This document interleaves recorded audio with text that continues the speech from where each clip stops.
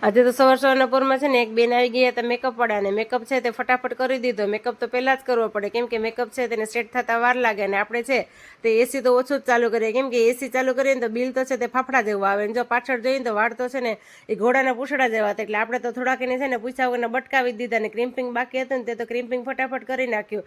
હમણાં તો આપણે એકલા જ હોય એટલે બધું કામ છે તે પાર્લરમાં આપણે જ કરવાનું હોય છે અને એમને તો કર્લ્સ કરવાના હતા ને તો મેં તો પાછળથી પછી છે ને કર્લ્સ કરવાના ચાલુ કરી દીધા ને હેર પણ એટલા જ લાંબા હતા ને કે વારે ઘડીએ છે ને તે મશીનમાં ફસાતા હતા, તો પણ કરવા તો પડે જ. એટલે આપણે છે તે એમને કર્લ્સ કરી દીધા અને કર્લ્સનો જે ફાઇનલ લુક છે તે હમણાં રેડી થવાનું છે. તો તમે કમેન્ટ કરજો કે કર્લ્સ છે તે કેવા થયા છે. અને મારી ચેનલમાં કોઈ નવા હોય તો મારી ચેનલને સબસ્ક્રાઈબ, લાઇક અને ફોલો કરજો. અને આવી જ હેરસ્ટાઈલ અને મેકઅપ કરવો હોય તો તમે સુપાસી કૃષ્ણા પાર્લરમાં આવવાનું ભૂલતા જ નહીં. જો હેરસ્ટાઈલ છે તે કેટલી મસ્ત થઈ ગઈ છે. અને આ કસ્ટમર છે તેમના ભાઈની સગાઈ હતી તો બેન તો બહુ જ હરખથી બેઠા હતા ને સવારના પોરમાં વહેલા આવી ગયા ને તો કોઈને ન હોય તેવું મને મસ્ત કરી દો. તો ત્યારે પછી તો એક બેન હેર કટિંગ વાળા આવી ગયા અને કટિંગ વાળા બેન તો છે ને અમદાવાદ રહેતા હતા પણ કટિંગ કરાવવા તો સુપાસી કૃષ્ણા પાર્લરમાં આવ્યા. અને જો ફાઇનલ લુક એમનું છે તે કેવું થયું તે કહેજો ને. તમારે પણ હેર કટિંગ કરવું હોય તો ફટાફટ આવી જાઓ ને એને એ તો બહુ જ કામ ગમ્યું છે એટલે તમે પણ આવો ને મારી ચેનલને લાઈક, ફોલો અને સબસ્ક્રાઈબ કરો. જુઓ બેનના વાળનું ફાઇનલ લુક.